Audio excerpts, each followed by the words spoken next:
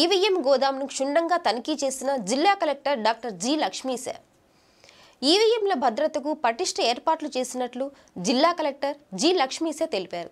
సాధారణ తనిఖీలలో భాగంగా గొల్లపూడి మార్కెట్ యార్డులో ఈవీఎంలను భద్రపరిచే గోదాంను మంగళవారం జిల్లా కలెక్టర్ జి లక్ష్మీశ పరిశీలించారు.